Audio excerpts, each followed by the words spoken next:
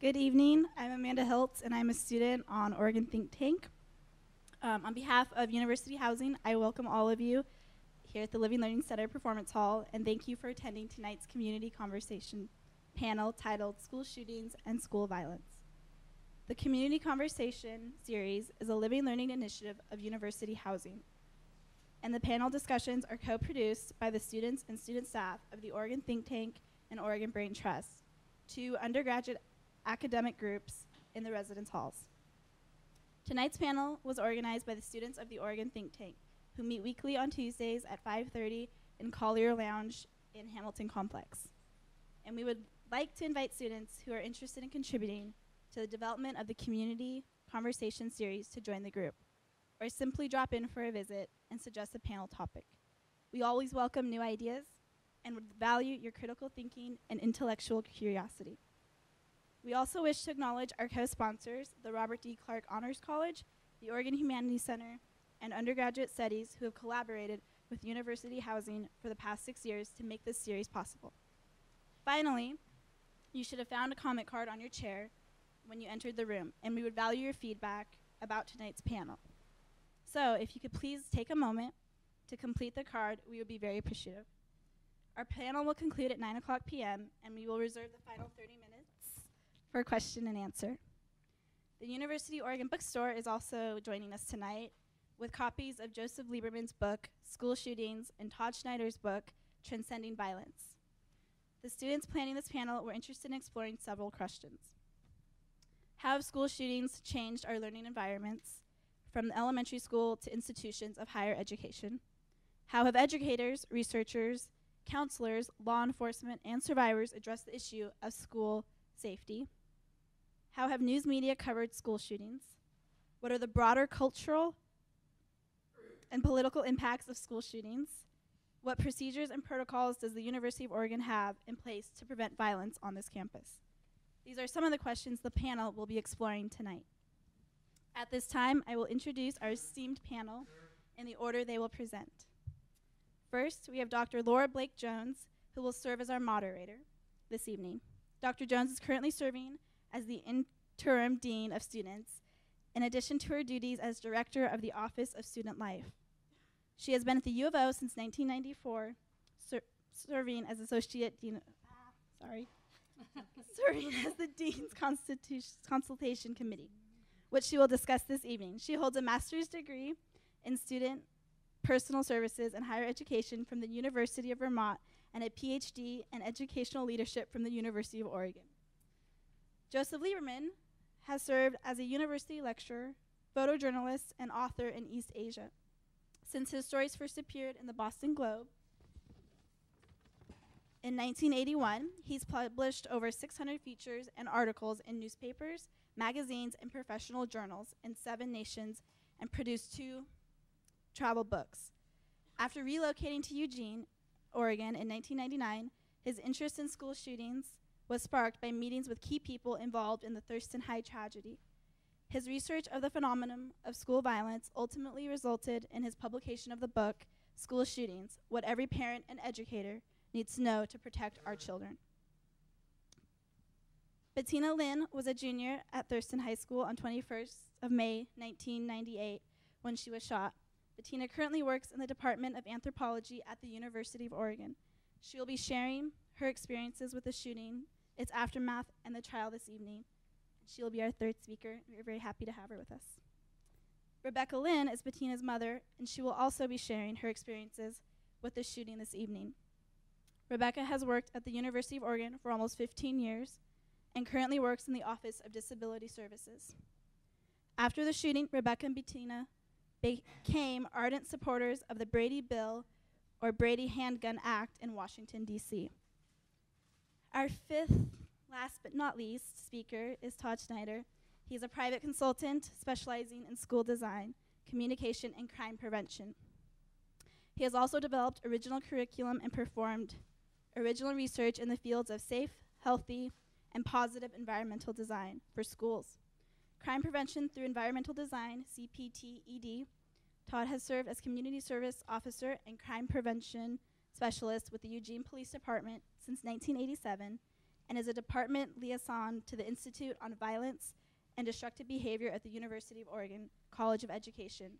Todd is the author of Transcending Violence and Safe School Design. And we will begin. Thank you. Well, I'm delighted to be here tonight serving as the moderator for the panel and providing some of the context to our remarks for the evening. And in kicking off our discussion about this topic, it's important to note that while this is a very important topic, it can also be a difficult topic.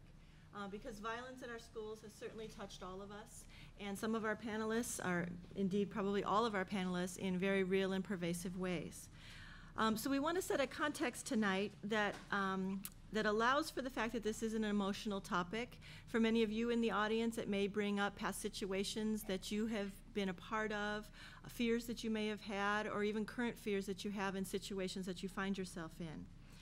We're hoping to share our expertise and our information in a way that's very educational and helpful to the audience. And as it's been said earlier, we're going to be spending time at the end engaging with you around your questions and have the opportunity to provide more information. So as concerns surface about violence on college campuses, a couple of key things come to mind. Certainly national violence statistics is something that we've become all too familiar with.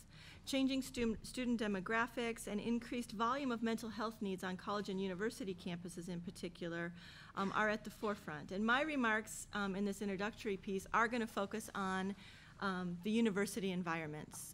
As I've been introduced, I work here at the University of Oregon in the Interim Dean of Students capacity, where I work hand in hand with a group of individuals on campus who do our best to stay on top of situations that could escalate and end up in a situation involving violence. And I'll tell you a lot more about that in a minute. In presentations like this that we've been doing recently with faculty and staff, our director of the Counseling Center has started off with this cartoon, acknowledging that for many of us, sometimes when we get up in the morning and we're thinking about these things that occur in our world and in our communities and on our campuses, it might be nice to just stay under the covers, hide out under the blankets in a warm, safe, and cozy place. But none of us are able to do that. We do need to go out in the world and live our lives, and in the case of students here, get out of bed in the morning, head off to class, feel comfortable and safe in the environment that you're in, and pursue the educational goals that you have here. And if we wound up under the covers, it would be a bit suffocating. And since April 2007, when we experienced the tragedy at Virginia Tech, there's been an overwhelming amount of coverage in the media about school violence. And I agree probably with most of the panelists here that it is important that our media cover this, that we're aware of what's happening in our world. But it's also easy to, as we're looking at the coverage of that, to begin to think of that as the norm. Mm-hmm. And if the norm is misperceived and we're not putting accurate information out about our true campus norms, it can lead to undue concern and inaccurate information. So the reality is, in spite of all the tragedies that have occurred, college campuses do indeed remain among the safest communities that you could be a part of. There's a lot of research supporting this, and part of this is college campuses end up being a place where there is abundant prevention and response resources. So in spite of all the attention around Virginia Tech, Northern Illinois, the incidence of campus violence does not seem to be increasing on college and university campuses in the United States. But one incident of violence is too much, and it has a significant, far-reaching, and long-lasting impact on our community. So our prevention efforts and the way we think about violence prevention needs to be proactive and really focus on the mental health challenges which have continued to escalate and increase on college and university campuses. So I have a few statistics here. I'm not going to go over everything on every slide. We have a lot of information to get out here, but we do have more and more students attending college, a greater diversity of students attending college, students coming back to college sometimes not under the most ideal of circumstances with the economy and other things that are confronting them. And more data indicating that students that are coming to college may come to college with less adequate self-soothing and coping strategies than previous generations. Additionally, if you look at national statistics in terms of mental health issues on college and university campuses, you can see here on these slides some startling statistics. The number of students reporting depression between 1988 and 2001 has doubled. The number of students reporting stress and anxiety has also doubled. And the number of suicidal students has tripled, with suicide being the second leading cause of death among college students. Students taking medication for mental health conditions has increased. Students with personality disorders has almost tripled. And students reporting difficulty around academic coping skills has quadrupled during the same time period. If we look just at our U of O Counseling Center and the resources here, these statistics are important to keep in mind that when we're talking about those that seek services at the counseling center, we're talking about only a small fraction of the overall population. And these statistics here are not of the whole student body, but the percentage of students who do seek assistance at the counseling and testing center. But you can see here that 51% of them would feel depressed quite a bit or very much. Students feeling discouraged, reporting anxiety continually, that they don't handle anxiety well, and 30.3% reporting having difficulty managing emotions. Now, our counseling center director, if she was here tonight, would tell you, while these statistics might look startling or troubling, to her, these are not the people that she's worried about. Students reaching out and seeking support services from our counseling and testing center are engaging with that service that I talked about that serves as a protective factor against violence. They're seeking out help and support and getting resource information. This next slide shows you some other statistics about percentages of students thinking about hurting themselves, people thinking about reporting that they get extremely angry or reporting that they've behaved in a violent way towards another person or having thoughts of harming another person or themselves, with that being 2.7% of the percentage of students that are seeking help at the counseling center. This next slide talks a little bit about the continuum of anger. And many of us, probably all of us in this room, have experienced somewhere on this continuum of anger, even in the last 24 hours. We might have experienced mild frustration. You might have experienced annoyance or irritation at something that your roommate did. Frustration that your day didn't begin the way that that you had hoped it would. But the far end of the continuum around rage, hostility, and violence are usually levels of this continuum of anger that most of us don't get to. And the reason for that is we have things in our lives that prevent us from getting there. We might have a fear of consequences and the legal system, and we don't want to go to jail. We don't want to experience consequences that would come from our behaviors. Or we might have a personal belief or value system that says, we don't engage in that type of behavior. We might not be addicted to drugs or alcohol. We might have a supportive person in our life that we can talk to when things get difficult. So this continuum of anger escalates for folks when those protective factors and those things are missing in their lives.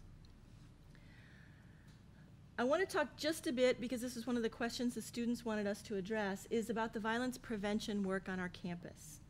We do at the University of Oregon have a comprehensive emergency management program that's housed in the Office of U of O Emergency Management. They work on developing comprehensive crisis response plans for every eventuality that we can conceive of. They work and perform annual exercising and refinements to the plans. They're the group that's responsible recently for asking all students and faculty and staff to provide your cell phone number for text alerts and emergency notifications. And they're involved not just in response, but in prevention, mitigation, and recovery. Additionally, in the Student Affairs Division, where I work and where many of the staff here in housing also partner with this, we have what's called the Dean's Consultation Team. And this is something that post-Virginia Tech, many campuses across the country that didn't have these things in place are beginning to work on creating. At the University of Oregon, we've had this team in place for over 20 years. But in the last few years, this has gone from being an ad hoc group that used to meet periodically or on occasion when we needed to being a team that meets on a weekly basis. And so this team works on prevention, assessment, and in situations where there is a student, faculty, or staff member of concern that we're working with the situation on, providing wraparound services around whatever situation is there to hopefully get the support and assistance that a student needs or a faculty or staff member needs to not get to that point on the violence continuum where they're actually engaging in violent behavior. You can see listed on this slide who all is a part of the core team, and then that team varies depending on the situation that we're working on. We bring in the appropriate members of the campus community to consult with us and to work with these situations. This next diagram tells you a little bit more about the Dean's Consultation Committee, how information gets into the group, what some other subgroups are that work in specialty areas. But for this audience, I think the most important thing for you to know is that if you are concerned about a fellow student or a faculty or staff member or situation that you feel is escalating, there is such a team like this that you can funnel information to. We're a team that works very situationally based. We don't have canned procedures or approaches that mean that we're going to overreact to something that's brought to our attention. We work in a really situation by situation basis to not get a student in trouble or remove someone from the campus environment. That's not our #1 objective. We're working to ensure that students can get help and support and be successful and healthy members of the campus community. In the outreach and education that we've been doing on our campus, we have been spending a lot of time working specifically first with faculty and staff groups, making sure that all faculty and staff are aware of the consultation team and the ability to funnel information there and get help for students. And some of the things that we cover in those programs are the next few slides that are here for you. We're making sure that folks are getting information about warning signs of escalation, of behaviors of concern, that oftentimes I'll get calls by faculty or staff members who aren't really sure if what they've witnessed is something that deserves to be called to the Dean of Students' office, but they're just worried about a student. They've seen a sudden change in their behavior, or they've heard from another student that this person is behaving in a way that's different than they used to behave. So making sure that these signs of escalation, as well as the signs on the next slide, are things that folks are familiar with. And making sure that folks know it's fine to call with just a question. It's fine to call and stay anonymous. It's fine to call and stay anonymous about the person that you want to talk about. It's also fine to contact any member of the team, the Counseling and Testing Center staff, the Dean of Students staff, the Student Life staff, and talk about your concerns in a general way and get coaching and assistance in terms of how to make a referral yourself.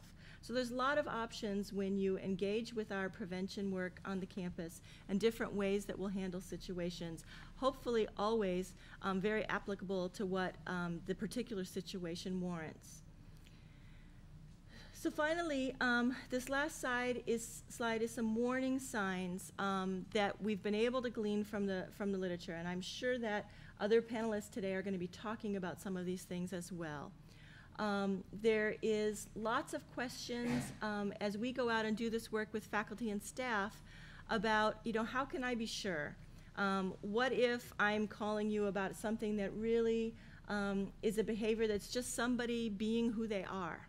And we spend a lot of time affirming for folks that the University of Oregon is a very tolerant place, and we're a place that believes very strongly in individuals' ideas or rights to be who they are and to behave. And I guess college campuses are one of the places where you can behave in a bit of an eccentric way and not have that be outside of the norm.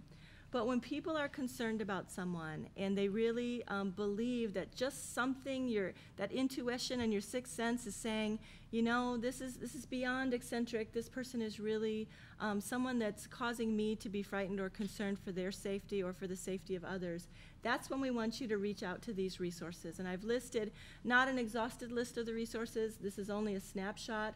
Certainly all of you who are here today as residents of the Residence Hall community know that you have built-in internal resources in the housing staff that are here for you.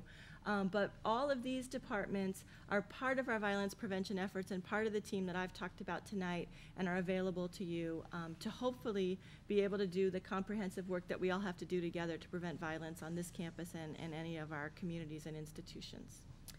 So those are my introductory remarks, and now Joe. Thank you, Laura. Voice okay? Can you hear? Good. My job basically is to look at the history and try to connect the dots. What I'm doing is looking at 43 years of school shootings, and in my book and in my research, trying to say what are the factors that are common to a lot of school shootings, and by learning from what's happened in the past, know better how to do prevention in the future. And I want to say thank you to the panel and to the Oregon Think Tank and Community Conversations for inviting us here. We all appreciate it. But I do tend to go off on a lot of tangents because there are so many connected with this issue. So I'm going to try to let the slides do the talking for me and go as quickly as possible. Like Laura, there is a list that I have common factors among school shooters, which repeats some of what you've just seen. And the only caveat I have on this is that if you know somebody or somebody who's had one or two of these things, well, one of them is actually not unusual. When it's two or three, then we start to get into territory that we have to be a little bit more alert. Another theme that goes through my book, well, three themes. Denial is such a common thing. The fact that all of these factors may be there, but people tend to not want to believe it about somebody they know and care about. So family, friends, and even the authorities, after almost every school shooting for the past 40 years, people have said, we thought he was only joking, we didn't take him seriously, and even authorities, we never thought this could happen here. It's unusual, but it does happen. Then another theme is that the shooter sees no other option. And most of us, we realize in our daily lives, we've got 100 options for every minute we live. We have lots of choices. But something happens to certain people where they lose that sense of options and they kind of narrow down until everything is just do or don't do, black or white. And finally, the delusion of being godlike has become increasingly relevant to the makeup, the personality of school shooters who see themselves as being able to decide who lives, who dies, and taking on the role that they think they're some sort of avatar or superhero in a godlike way when they're doing exactly the opposite. Now, these studies start for me personally with the Springfield, Oregon shootings in May 2021, 1998. Most school shootings only have one date.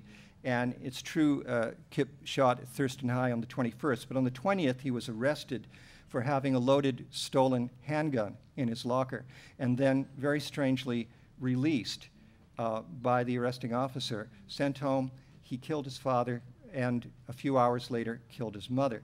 The next morning, woke up, drove to Thurston High at 8 a.m., went in the school, and killed 2 students there and wounded 25 others. And we will be hearing people who personally experienced that terror tonight.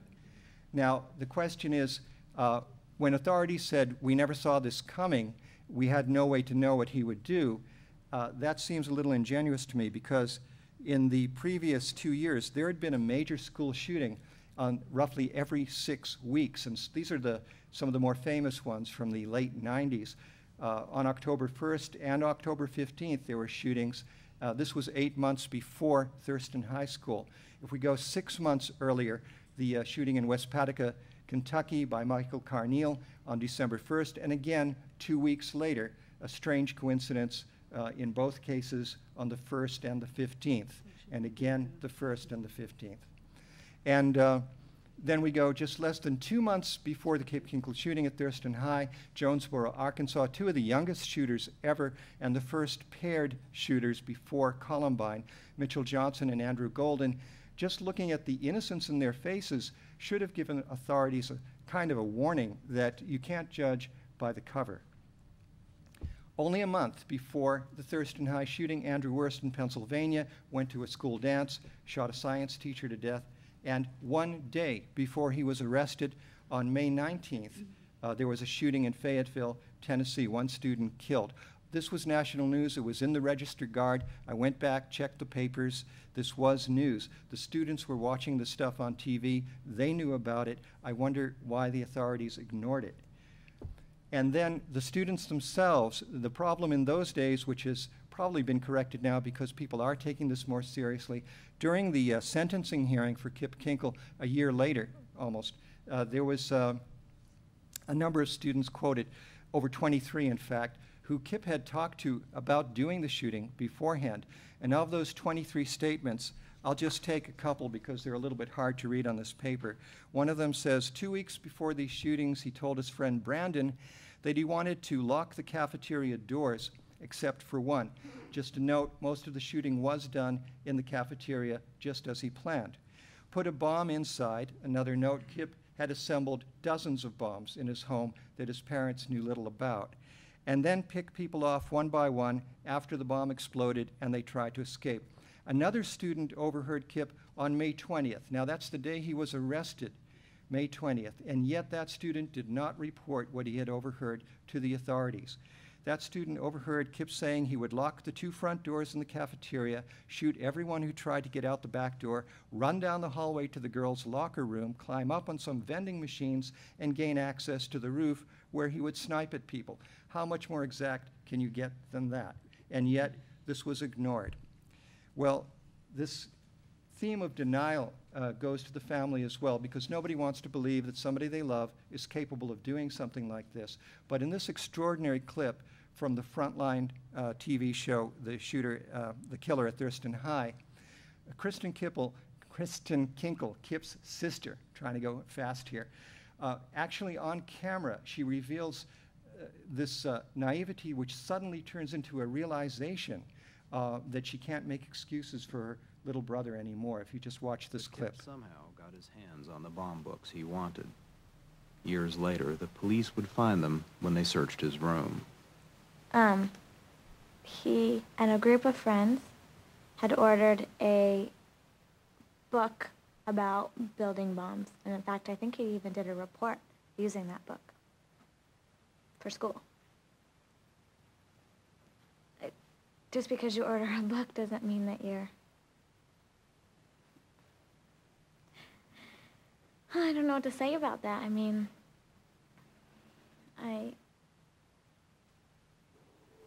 Now, Detective Al Worthen was the officer who arrested Kip for having the gun at school and then released him the next day. And in this clip, he describes Kip's father, Bill Kinkle's reaction to Kip being arrested at school for having that gun. Quite surprised, quite shocked that his son had been arrested and brought to the police department. And in fact, he says, Kip had a gun at school? I said, yeah. Now, many people felt afterwards that the authorities were not judging what Kip had done, having a loaded stolen gun at school, but looking at who his parents were instead. In fact, Detective Worthen's wife had been Kip's 5th grade teacher. My conjecture is that this played into his release. Now, why is this important to us today? Well, 11 years ago, Kip Kinkle was arrested and released and then did a school shooting. The very same thing happened just last September, September 23, but in Finland. On that day, 22-year-old Matisari was arrested and released because he had put a video on YouTube threatening a school shooting. This is the video, just a clip from it. You will die next. Couldn't hear that. You will die next. Clearly disturbing. And the reason the police were upset about that is because the previous year, 10 months earlier, in November 2007, another young Finnish boy, Pekka Erik Avonen, had killed 8 people, including the principal of his high school. So the police kind of put those together. They both did these YouTube videos.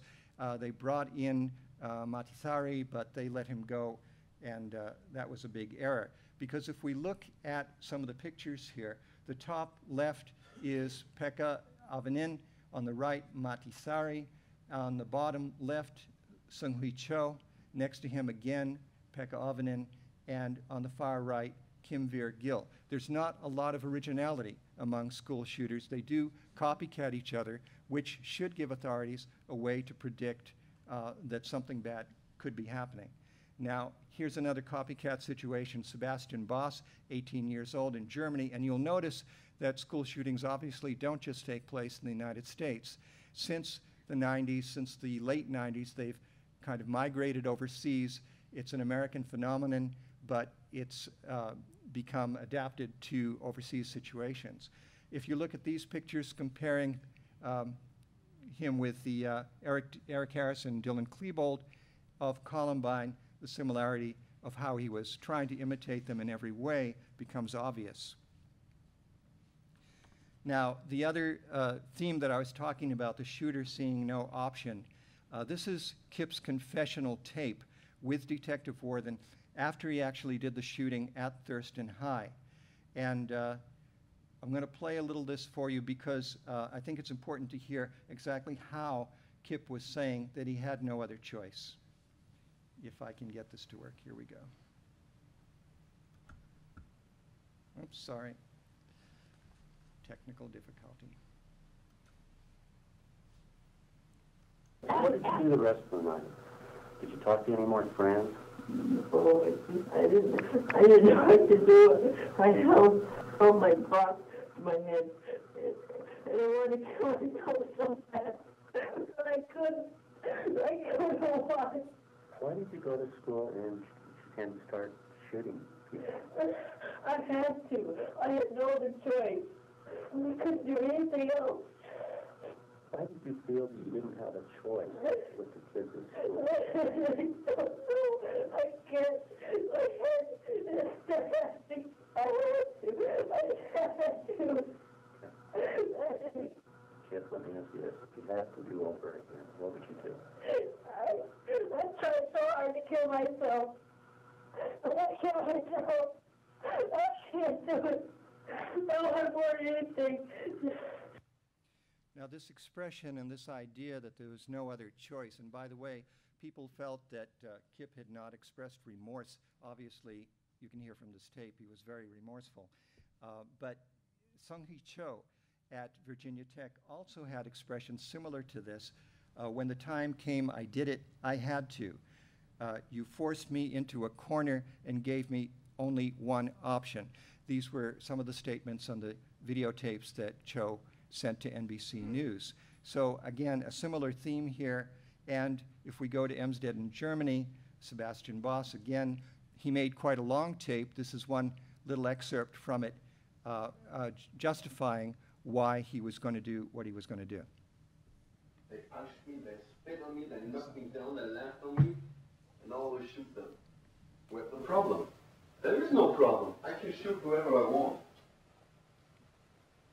It's my life, my gun, and I can do with it whatever I want. And again, with Sung-Hee Cho, a similar sort of a thing. Do you know what it feels like to be spit on your face and have trash shoved down your throat? Do you know what it feels like to dig your own grave? Do you know what it feels like to have your throat slashed from ear to ear? Do you know what it feels like to be torched alive? Now, if we take that situation that someone feels that they were mistreated and that they have a justification to get revenge for how they were treated, this delusion of being godlike, if we look at the statements from Columbine, Dylan Klebold saying, we're so godlike, we're not exactly human, we have human bodies, but we've evolved one step above. And I won't read the rest. In the next, Pekka Avonen, I cannot say that I am one of the same race as this miserable, arrogant, and selfish human race. No, I have evolved a step higher. And these are people that we're considering have devolved to a lower stage of humanity. And yet in their own minds, that is not the case. Again, Sebastian Boss. And in 2003, 2004, my life changed then. I wasn't a human anymore, I was godlike. And I began planning this massacre. I wanted to kill them all because they ruined my life. Now, I think it's important, instead of second-guessing school shooters, to learn as much as we can from their own statements, and that's why I've collected these tapes. But the one that, one more is Sung-Hee Cho comparing himself not to God but Jesus. I died, like Jesus Christ, to inspire generations of the weak and the defenseless people. So a little bit of delusion going on here, but what we didn't prepare for is something like what happened at Northern Illinois University a year ago this month. Stephen Kazmierczak did not fit any of these other patterns. When we look a little bit closer to her life, and the investigation is still ongoing, we did find things about his past that were a little disturbing. He was institutionalized for a while, for example, but unlike many of the others, he did have a girlfriend. He was very successful in his studies. He was admired by other students and by teachers. So if there's one thing we've learned from all of this is that we can't be prepared for each and every eventuality. But without succumbing to an obsession with fear, perhaps it's still prudent to imagine the unimaginable and have that emergency or contingency plan for the worst possible scenario ready just in case. And it's all of our hope here tonight on this panel that tonight's discussion will contribute to that end. Thank you.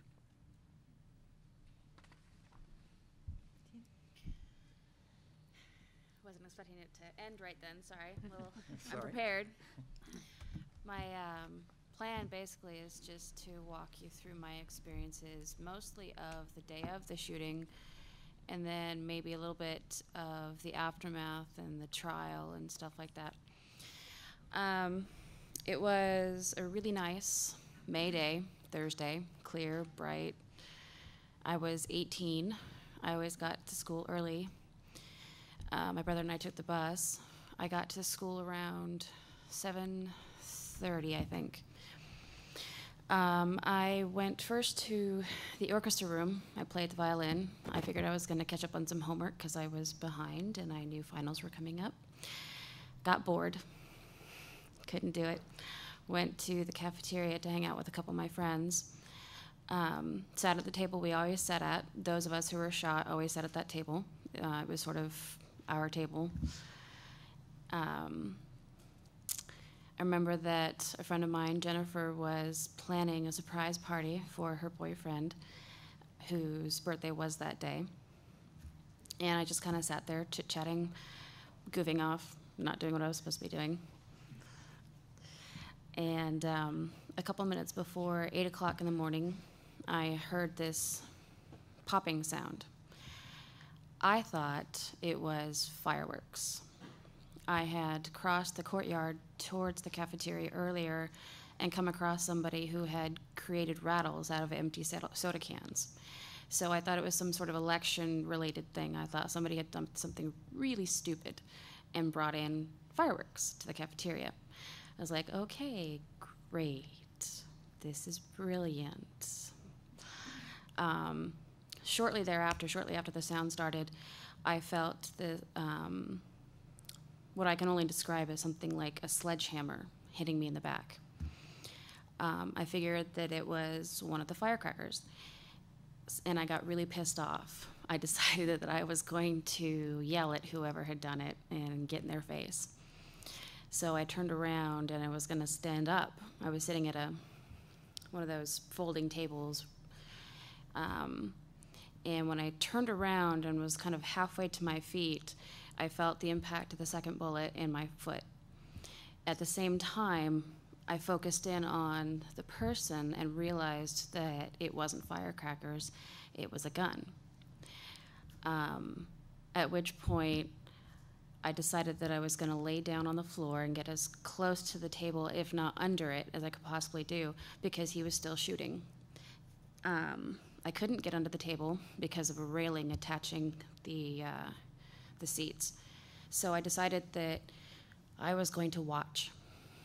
I had seen so much blood on people around me that I wasn't sure yet how many people may have died, and I decided I was going to watch because I was going to be a witness if I survived.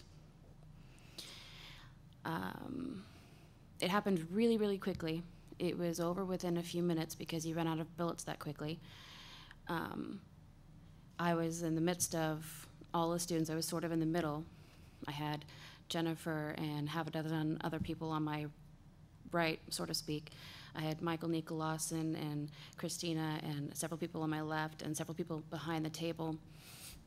I remember during the whole thing hearing screams, books hitting the floor, people trampling, people running for the doors, just tons and tons of noise in addition to the gunfire.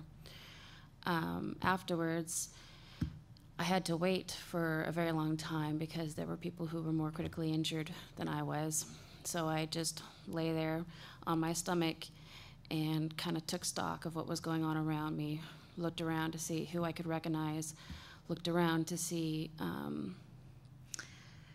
what people's injuries might be. At one point during the shooting, I had seen Jake get up and, with blood all over his white t-shirt, tackle the shooter. And my thought was, get back on the floor, you stupid idiot. You're gonna die. I sat there, or lay there, with it was interesting. It was a girl I took orchestra class with who I didn't particularly like. We just didn't work in the same circles. She sat there with me and held my hand until the EMTs came to deal with me.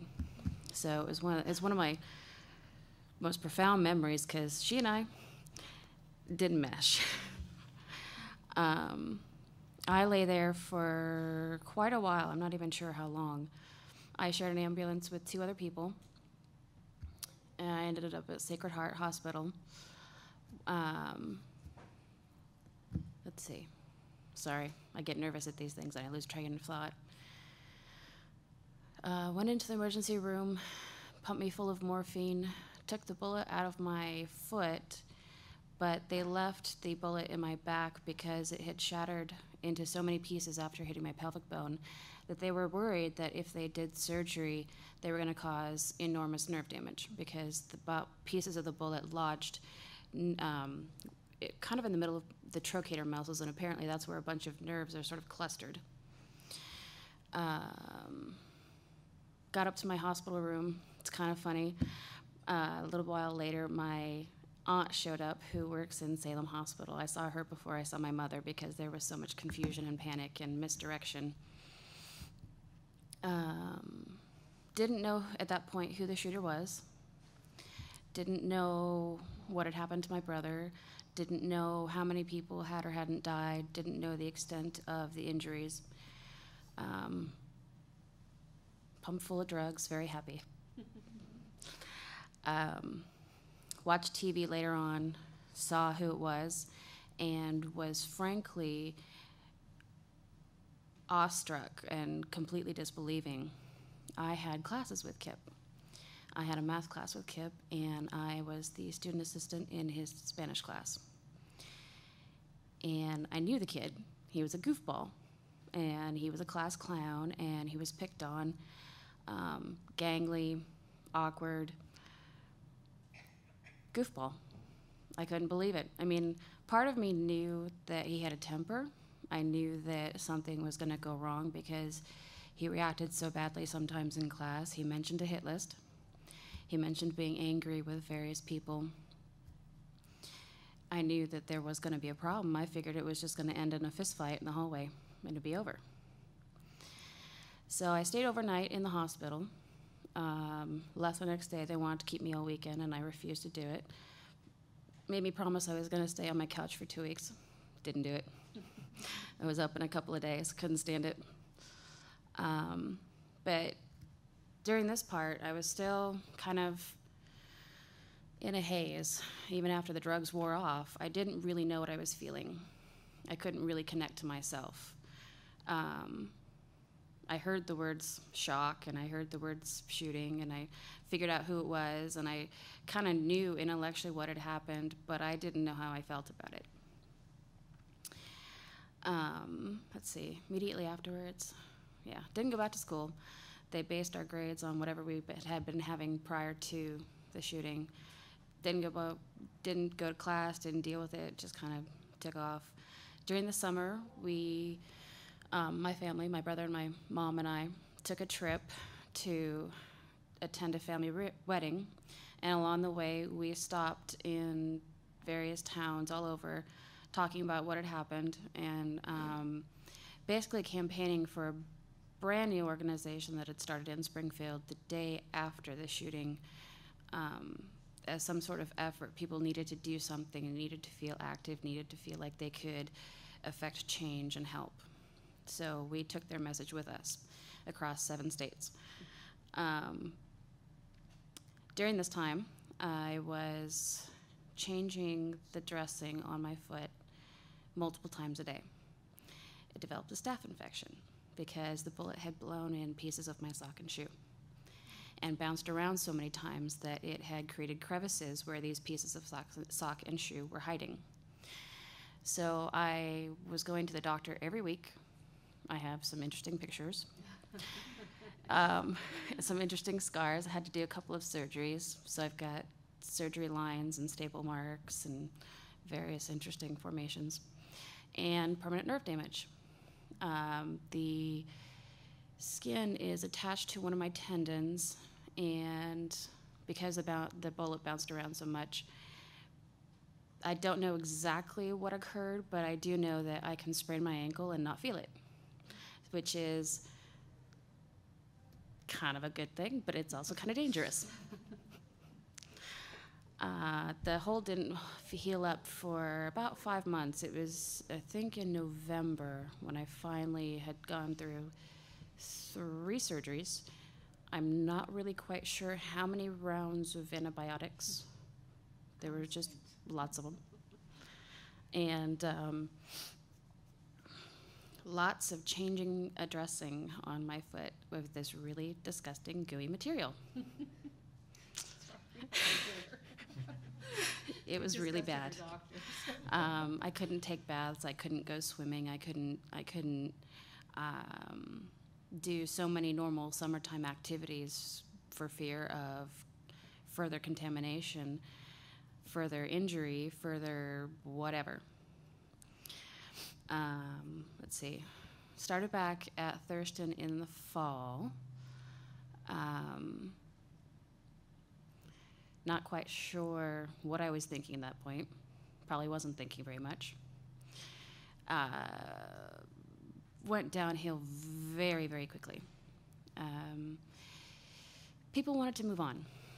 People had decided that summer had happened, and yes, it was awful, and they just wanted to move on with their lives. Problem was the rest of us, those of us who were either shot or were near people who were shot or were in the cafeteria and witnessed everything, kept seeing it play over and over in our heads every day. We couldn't move on. We couldn't just act like it hadn't happened and get back into things like homecoming dance or pep assemblies or football games or whatever. Didn't matter. Didn't care.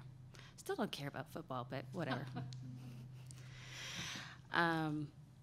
It became a real problem because I could walk down the hallway and people would stop and stare.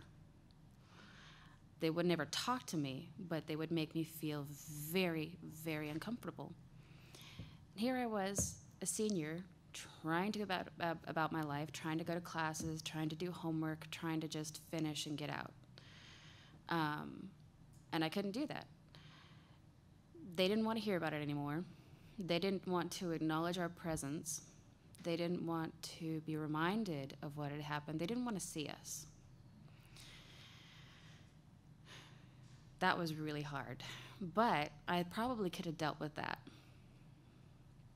What happened to make me leave the school was, I believe, in January of that year. I was sitting in my U.S. history class watching a film on, I believe it was the Korean War. Pretty good and sure. And during the middle of the film, I started hearing a bunch of noises going on.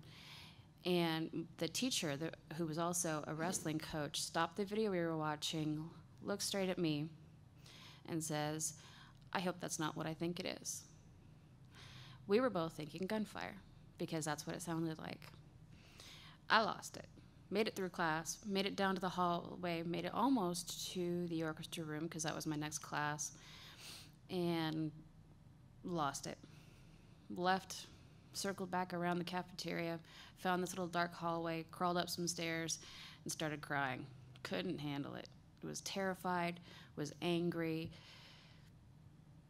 Ended up in the counseling center, and the woman who we had been working with was a trauma specialist who'd been hired specifically to be there for us.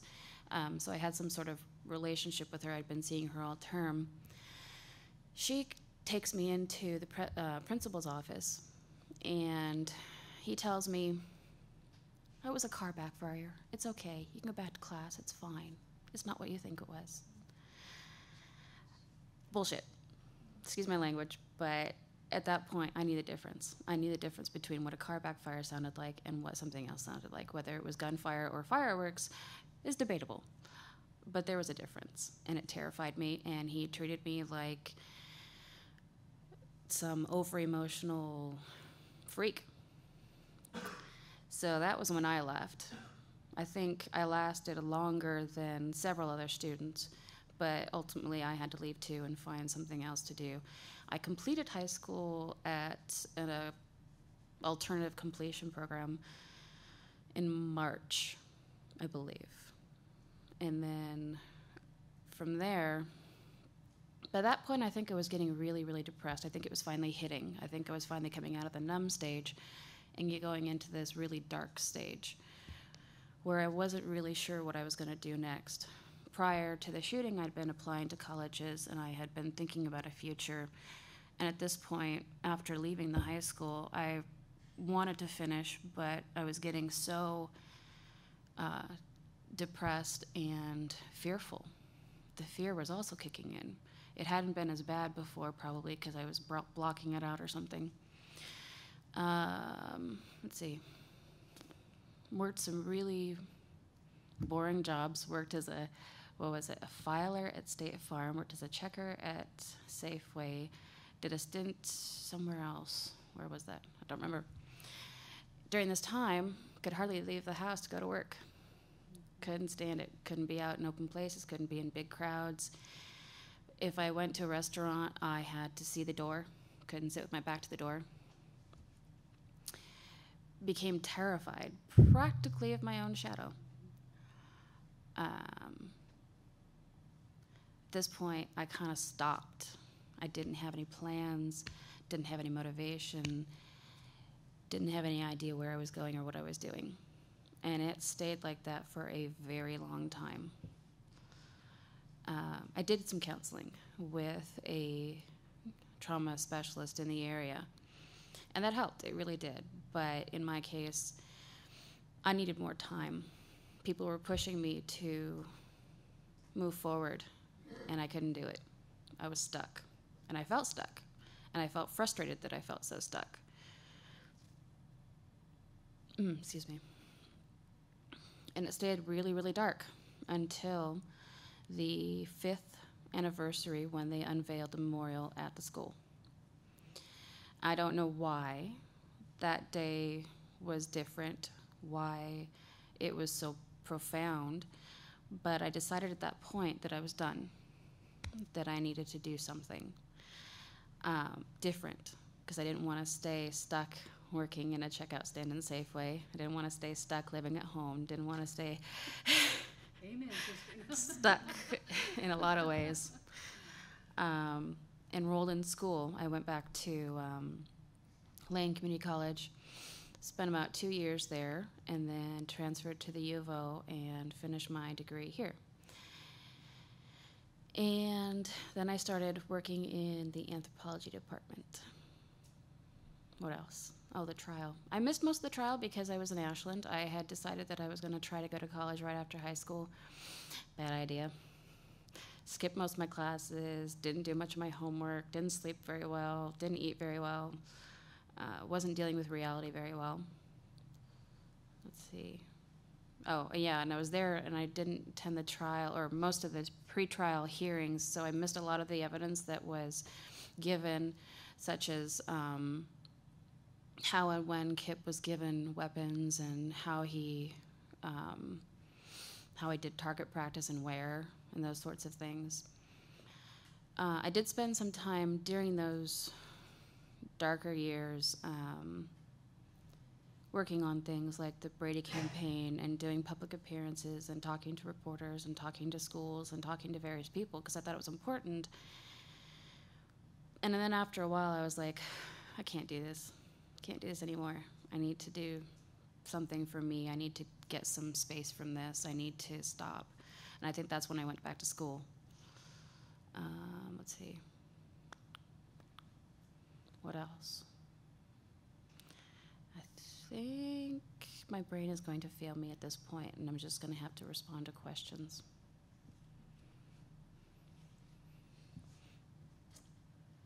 Wow. Bettina's right in the sense about that 5-year black period. It was probably the most difficult 5 years of my life because I worried every day that I would come home finding her dead because she committed suicide. And I don't mean to be melodramatic, it was just that dark and deep. And I was so eternally grateful when she called and said, can I move back home so I can go back to school? Because it was the first sign in 5 years since the shooting that she had re-embraced life. And I was so relieved. You know, it was really, truly a momentous occasion for me. I was actually at home when the shooting started, and my son, who had been in the cafeteria and had gone to the welding lab, called me from underneath an instructor's desk, and he goes, "Mom, there's been a shooting." And of course, my motherly response was, "Michael, you haven't been involved, have you?" "No, Mom," you know, so anyway, after we determined that, I asked him where his sister was, and he said, "I don't know, but I don't think she's in the cafeteria." Suffice it to say, about 2.5 hours went by after I had rushed to the school within minutes of that call, and actually, and this has passed me probably doing 90 miles an hour because I was doing 60 down Main. So it was a very, very terrorizing situation. And I don't want to belabor it too much more because I think that Joe and Betina both have kind of already epitomized what occurred. What I would like to say, though, is that this kind of gives you an idea as a community, the community of students, just how far-reaching and long-term the effects are from something this tragic. It was really horrific. Betina didn't go into it, but Michael Nicolaus and Ben Walker were actually executed that day at Thurston High School. From what I remember, what Betina told me is that Michael was either shot or kicked over, and then a gun was, Kip walked up to him and shot him behind the head, as was his father the night before. Kip went up to his father when his father was on the phone and shot him here behind the ear. Kip also shot his mother 6 times before she died. So, you know, yes, the violence is there, and as Joe mentioned, all these other kids, you know, they've had this streak of violence and rage and whatever within them. But I think, along with what Laura has said, is that we as a community definitely have the power to switch that around. While I'm still frustrated with a lot of things that seem to be societally based, when the Kip Kinkles came up in their, you know, heyday, such as, you know, there's a huge proliferation of weapons in this country, even though there are some shootings in other countries. The statistics are not even in comparison to the United States due to our incredibly loose gun laws here. And so that's been part of my campaign as a parent of a shooting victim, as a citizen that doesn't appreciate gun violence, period. We did a lot of work after this shooting with handgun control, which has become the Brady campaign now. Back in Washington, D.C., Betina and I were invited to speak on Mother's Day. Mrs. Clinton invited us to the White House in '99 so that we could introduce a pledge of having responsible gun ownership in this country. We also were invited by the Brady campaign to go and introduce a Senate initiative with Senator Ted Kennedy and U.S. Representative Carolyn McCarthy and Sarah Brady to try to steer some of the gun law, the gun show loopholes. Some of those have been patched up. There have been others that have kind of sprung leaks. I know I went back in 2004 as well to work with the Million Mom March, which we have a representative here tonight, Betsy, to try to get people to understand that assault weapons are really not necessary on the streets of America, and yet President Bush at the time allowed it to expire. There was an assault weapons ban from '94 to 2004, and even though Bush said that he would re-up that bill, he basically helped it get stalled on the House floor in Congress, and so now we have all the assault weapons on the street to boot. But again, back to what Laura said, I think that we have an awful lot of things in prevention and detection. I know Betina said we took the Ribbon of Promise, Blue Ribbon of Promise campaign to end school violence on our family vacation that very summer after the shooting. we did talk to several newspapers and television stations in Washington, Oregon, Wyoming, South Dakota, North Dakota, and Montana. Idaho, yeah, there were 7, weren't there? She's my memory, so. That was very empowering. I think it was very helpful and very healing for us to do that. And, you know, we continue to try to do more educational things like this so that people do feel empowered. We see the slideshow up here that Joe put, and those are the anomalies. Those are not the norm. I think it's important to learn lessons from the anomalies, but I think it's also worth mentioning that we need to, acknowledge and praise the norm too, because since we've done the Ribbon of Promise, I know that they went as representatives to Columbine the year after the Thurston shooting. Columbine happened 11 months later. We had representatives go there to help them with their aftermath of the shooting. We saw a real significant change in students actually reporting things they heard from 98 on after Ribbon of Promise started. Unfortunately, due to finances, Ribbon of Promise went defunct because they couldn't keep it going. But I think that what they did do was they collaborated and networked with an awful lot of different agencies that were already in existence, to where nationally I think there is more going on. One of the things Betina didn't mention that she did that I thought was really pretty amazing was the Secret Service had asked her to be part of a kind of a pilot think tank situation, or there's a survey going around to find out what the Secret Service could do nationally in trying to prevent some of this stuff, like what were some of the warning signals, what can we do to kind of get the word out. And what Laura was saying earlier, I think there's an awful lot of things here in place at the U of O campus. I guess I would end with the fact that we still have to be vigilant. There are still going to be people who are bullied and who are pushed into making really poor choices. Kip was in his right mind. He knew exactly what he was doing, even though Joe believes he was remorseful. I went to all the pre-trial hearings. I went to the 2-week mini trial, which was the sentencing hearing. I saw the 6-by-4-foot piece of plywood that was Kip's target practice 50 feet from his family home that he had etched a human form out and had shot. So I was there when all the parents, and the students were able to give their spiel to Kip personally at the sentencing hearing, and Kip chose not to say anything. Kirsten, his sister, told Kip not to believe anything that the family member said because they really didn't know what they were feeling. So there's an awful lot of things that occurred during that period of time in our incident and in our lives that has never reached the media. And so I'm sure with all these other shootings and all these other people, they will have similar stories. And I think as a family member, a parent of someone who I could have lost very easily, I mean, she was shot less than a half an inch from her spinal cord. And, the trauma surgeon told us if she coughed or sneezed, it would sever her spinal cord. So I feel very blessed that my daughter's sitting here today. We are survivors. We're here to talk about this stuff, to hopefully, continue to disseminate information, continue to try to, devise plans with regard to making it a safer environment.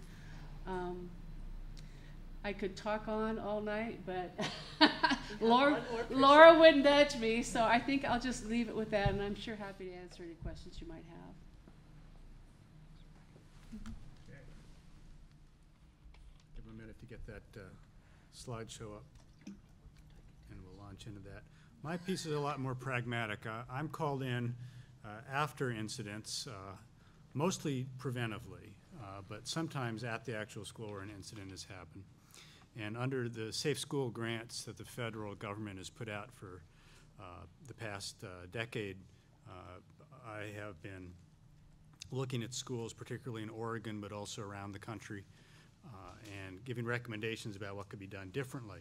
One of the things that schools really fear when I'm brought in is that I'm going to turn their school into a lockup facility, and that's not what they're wanting to do with themselves. And so I'd like to start out by pointing out that I'm the first to acknowledge that prisons make lousy schools, and it's not what I want your school to turn into when I'm visiting there. A prison is obviously a very secure place, so why is it a lousy school if security was what it was all about? Well, if you talk to people in a prison, they say, I don't want to be here, I want to get out of here as soon as possible, nobody cares about me here, I'm scared of everybody, it's a violent, scary place. And if that's what people are saying in your school, then you do have a prison and you got a problem. There's a lot of things that you can change. The overview that I bring to looking at schools I call SHAPED, which is three-pronged: safe, healthy, and positive. It's built up from the CPTED concepts, which is crime prevention through environmental design. That's been around about 50 years and is a sound concept, but the acronym doesn't get focused right on the most essential points, which is if you're only focused on what you're trying to prevent from happening, you're never going to move toward what you want to have happen in your life. I think that what you expressed just now goes to that very well, that until you can move forward again, you're in trouble. So I look at all three aspects, although I do focus considerably on the safety piece of it. In the safety piece, I'm looking at risks between home and school. I'm looking at the physical design of the school itself and what's been done to make it easy to take charge of your school, decide who's getting in and out, what's going on there, see what's going on there.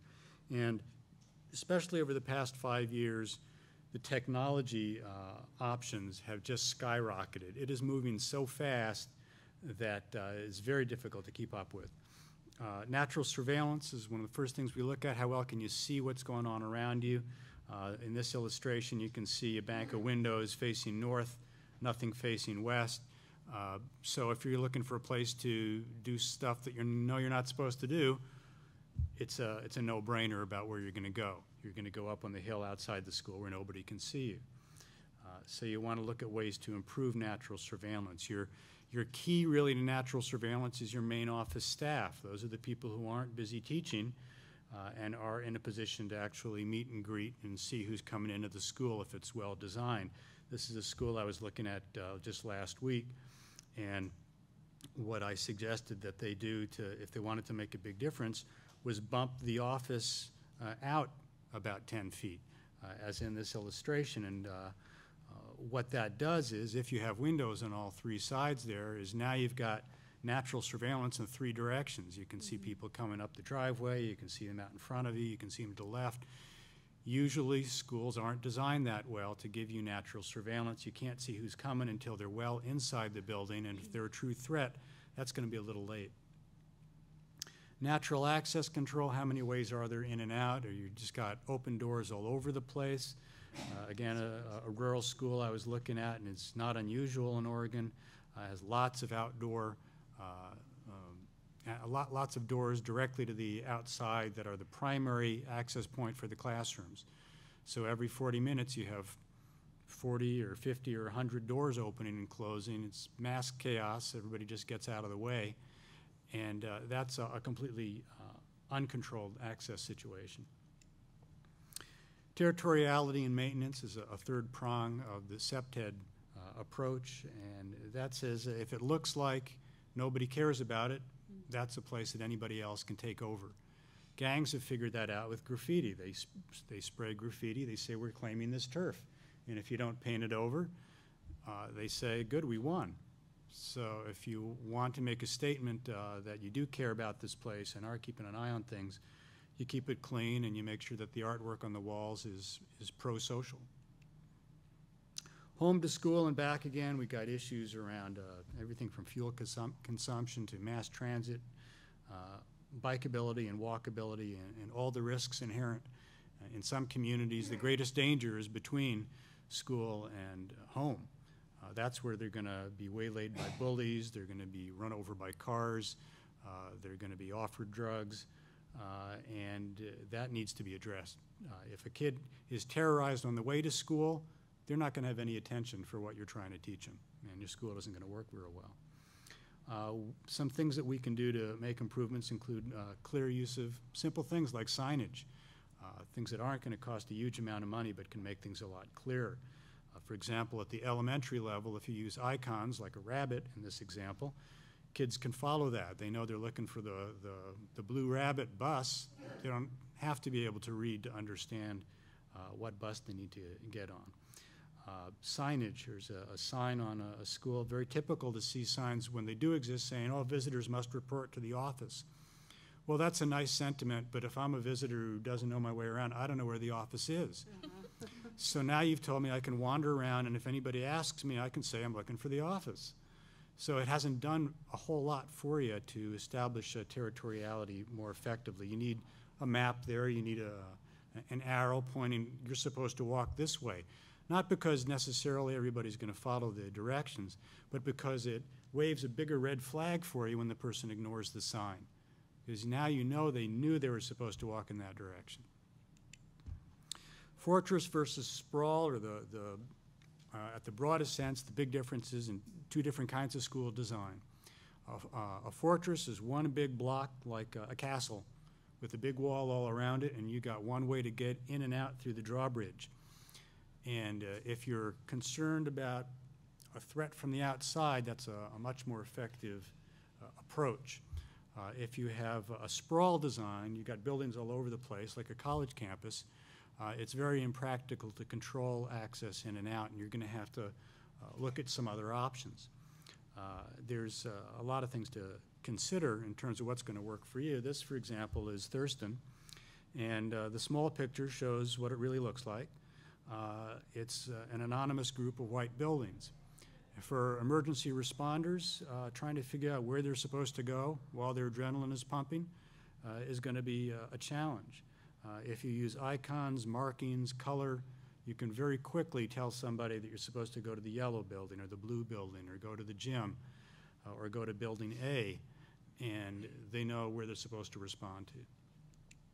We're talking about mitigating the risks by making it easy for emergency responders to do their job.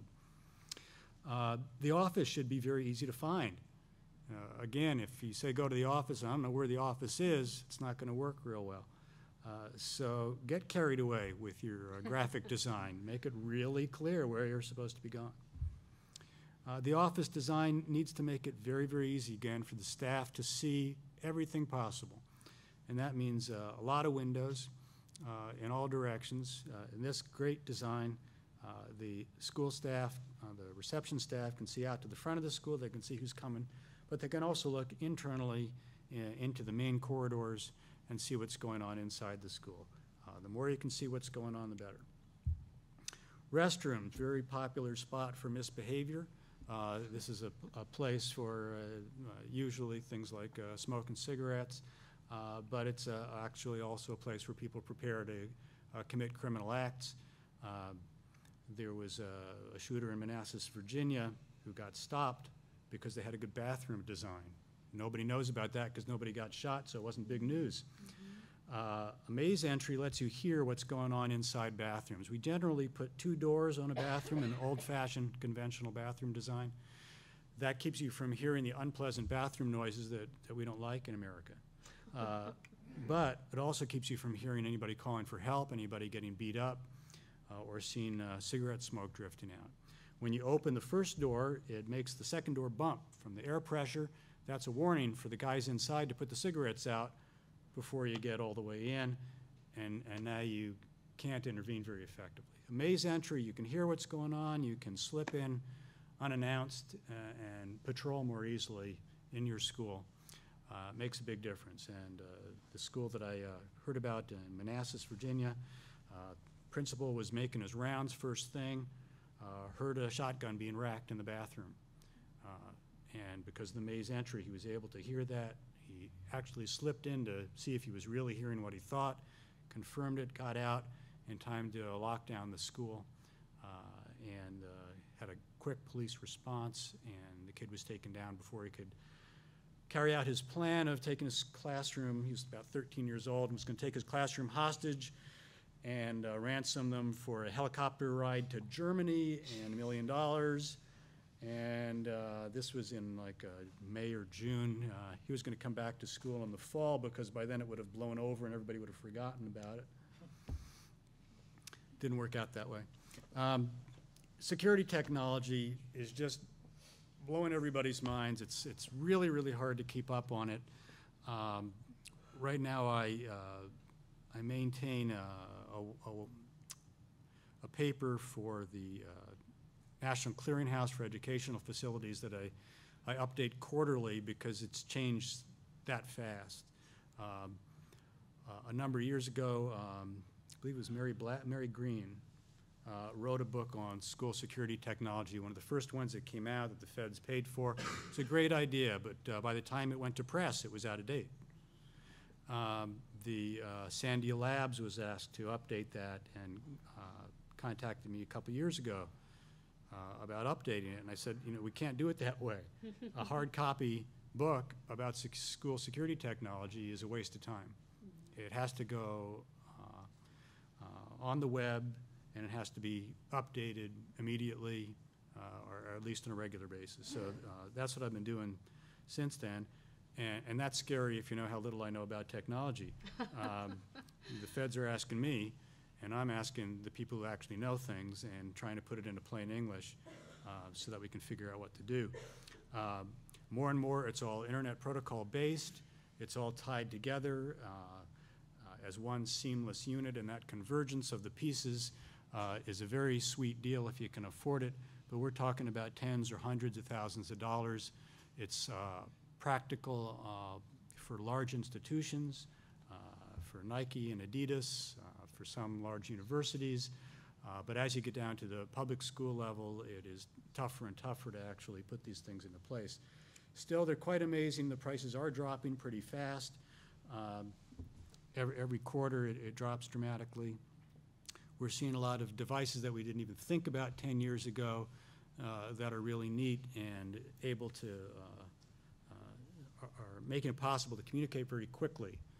So if we can't lock the place down really quickly, if we can't control access in and out, we can at least warn people as quickly as possible about what's going on, mitigate the risks, give them a chance to protect themselves.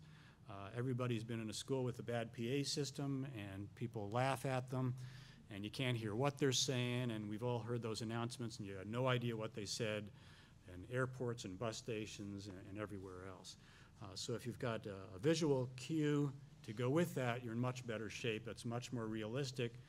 When you think about the times when you need it the most, it's in a crisis, when people are screaming, when there's a lot of noise, when things are exploding. They're not going to hear what you're saying on the PA system. Camera quality has dramatically improved. It's just mind-boggling. A camera that was $30,000 2 years ago is now $1,000. Wow. But the quality keeps going up, so you can still spend that kind of money.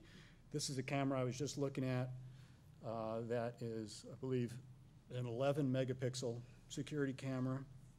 They have them as high as 16 from this from a Vigilon, who makes these. They're based in Canada. And this is an example of what happens when you have that kind of density of memory. This is a picture of a parking garage, and as you would expect, the inside looks completely dark and you can't see any details. With that kind of memory, you can blow up that picture and you can read the license plate on the car. It's a little hard with the lighting in here for you to get the full quality of this, but that's inside the garage. You can see there's a second car behind that car coming out, and you can actually zoom in and get that license plate off the second car. Absolutely amazing stuff if you've got $25,000 to spend on one camera and one recorder. Of course, if you add more cameras on, it gets a little more cost effective, but that's the kind of money you're talking about for the very high end. You don't need those for every location, but for one camera that's going to take in an entire parking lot or a mall, that's the technology that's the wave of the future. Everything being tied together, public displays, as we looked at. This is one company that made their own system that I was looking at about a year ago. Very nice concept that a lot of people are building on. Students can carry emergency panic devices that you can carry and push a button. If you need help, it sends a message to security saying that not only that you need help, but it tells them where you are. And you actually have a map that's pulled up on the security system that has a picture of you.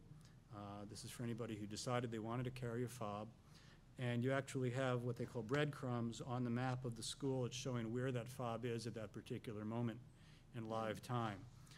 So you're able to get on the radio with your security staff, and you can tell them exactly where the panic button is at that moment. You can also have these breadcrumbs track your security staff, so they push their buttons, and you're able to tell your security staff you're heading a little bit too far south, or turn to the left, and you'll be closer. Very nice for emergency response. We look at health issues, and I'm not going to go into any great detail about that. Mental health is probably the most important in terms of what we're looking at right now, and how well people connect with each other. So positive environments is really the biggest piece. How do people feel about each other and the school? Trying to build a positive culture overall is important, if only because if most people are getting along okay, the kids who aren't are going to stand out a little more easily. But if you are herding cats all day long, it's going to be harder to notice.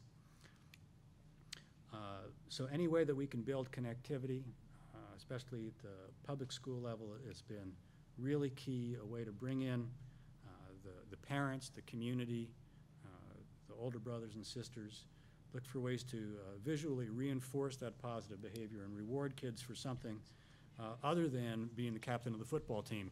Not everybody gets to be the captain of the football team, and you got to remember that the rest of them need some encouragement and support as well. Finally, I try, when I have the opportunity, to tie this into a much bigger picture of how people learn to be violent, how we train people up, how they get these ideas that that's going to be the way to solve their problems, and how to invert that model. That's what I write about in the book Transcending Violence, which is over on the table there. And I'm going to end right there. I'm out of time. Well, we have not kept to our time schedule very well tonight, but we do want to offer the opportunity for questions from the audience. If any of you are sitting there and you have a 9 o'clock commitment and you need to get up, we certainly understand that. Kevin, should we take questions for a few more? Okay. Okay. And there's a microphone out there for questions? Yeah, I'll bring it. Okay.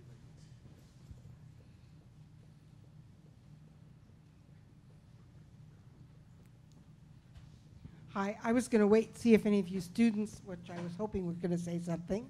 I'm Betsy Stephenson, and I am the local Million Mom March chairperson. That means for 10 years we have been actually walking on Mother's Day from Iwe Plaza over to the Rose Garden, and we're doing it for responsible gun ownership. I don't actually want anybody's gun. I want them to be responsible. And these people have done a beautiful job. I think we need to give them a hand first.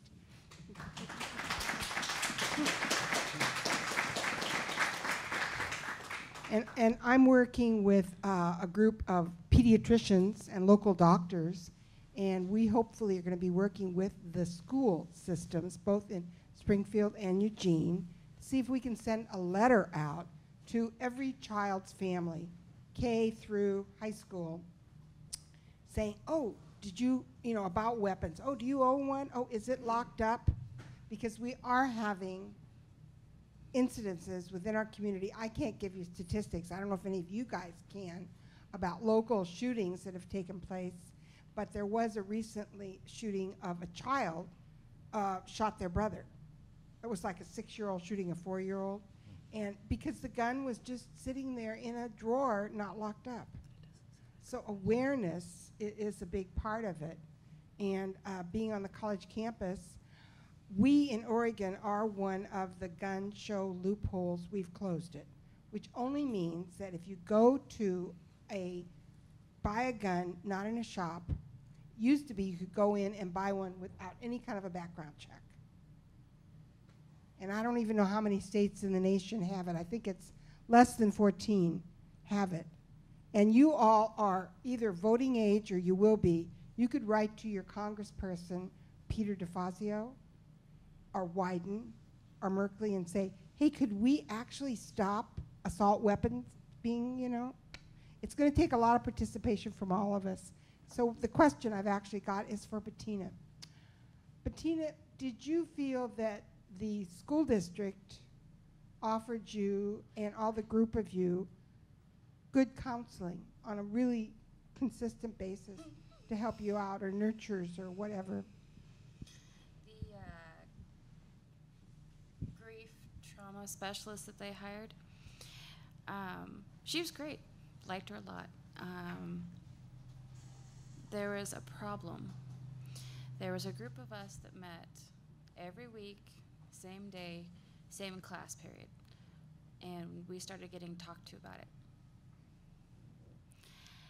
They didn't think to remedy the situation by scattering the meeting times and days. They didn't do a lot of troubleshooting as far as that was concerned. They made her available. She was great. But then we started getting penalized for it.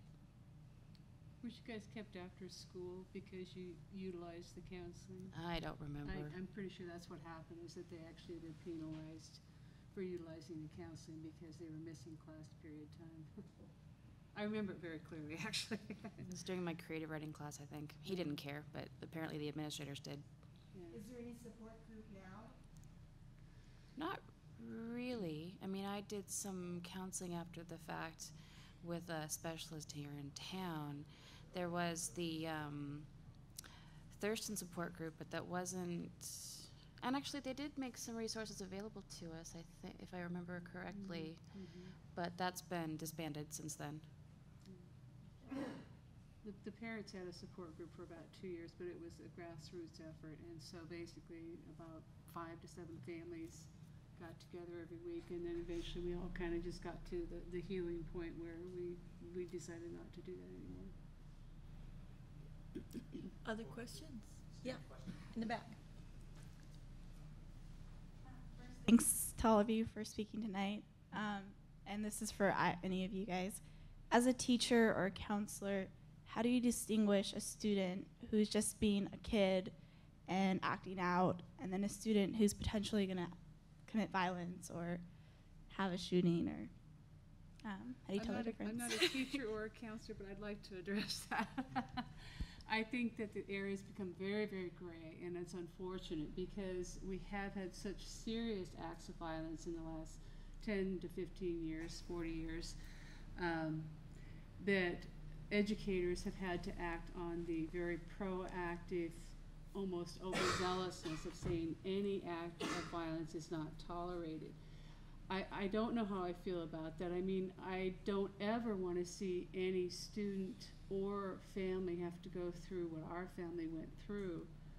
On the other hand, I think that there's a fine line between being proactive and saying that kid's just talking out of turn. I think that you have to look for some consistency of behavior.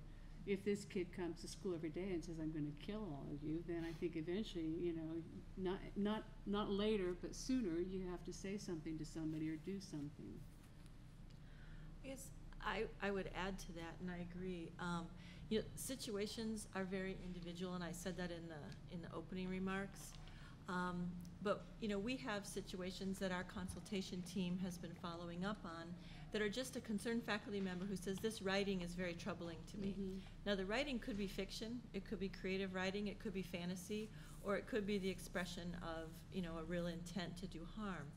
And you know, it's not exact science, but using tools that we have and information that has been shared from folks who've looked at this, we're able to reach out and call in a student, and we do it different ways for different situations. Sometimes it might be the faculty member sitting down with the student saying, "You know, this piece you turned into me isn't your normal style, what's up with this?"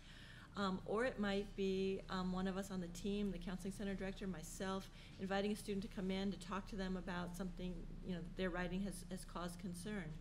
And in those situations, you know, there's embarrassment from a student. There's, "Oh, well, this was fiction, but I totally get that in the world we live in today, you needed to ask me that, and I'm so sorry." You know, far more often than not, that's the kind of response we get. But if we weren't doing that, and that alert faculty member didn't bring that piece of information to our attention, a situation could be allowed to fester and build that turns into the type of situation that becomes violence on our campus. And so that's just one example. But I think it has to be a really individualized approach. And on our campus, the beauty of that is this dynamic team of folks that bring a law enforcement perspective, a counseling center perspective, a school administrator perspective, a faculty member's perspective, and that together we come up with the best approach for the situation and what we're going to do. Ignoring it is not an option, and I think that's what happened in the Kinkle situation. So in the School of Education, we're educating future teachers for K through. Is it in the curriculum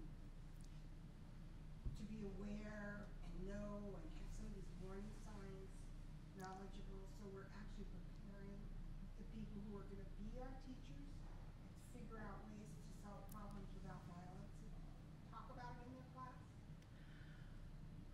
I can take a stab at it. I don't work in the College of Education, but I can tell you that from my own graduate work in the College of Education and the administrative licensure program, the programs that are training our administrators who would lead schools and would look at that, I'm very confident that's in the curriculum.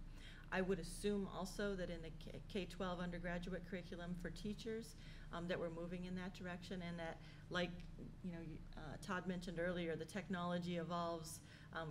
The technology that we're using and the technology that we're teaching is changing almost on a daily, weekly, monthly basis, and whatever curriculum we have in place today will be evolving for next year and the year after that because I know the educators I'm working with and my involvement in the local schools here, the intent from everyone that I work with is to want to have safe schools. It's just, can we stay far enough ahead of this to really advance that goal? So. Can I say something? Yeah.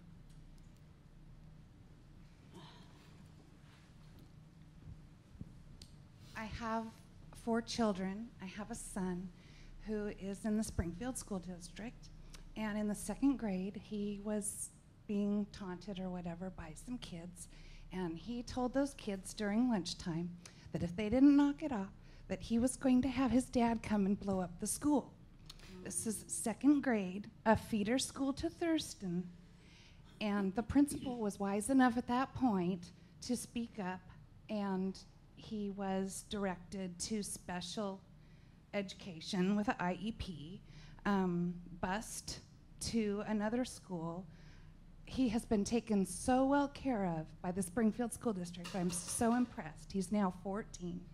Who knows if that wouldn't have happened, but it is happening, even in elementary school. And I thought that you guys ought to know that. That's good.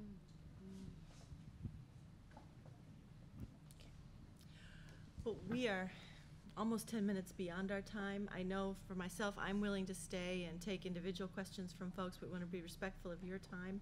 Also want to thank the panelists again. You've thanked them warmly already, but for spending the time that they have, for the expertise that they share on this important topic, and thank all of you for being here.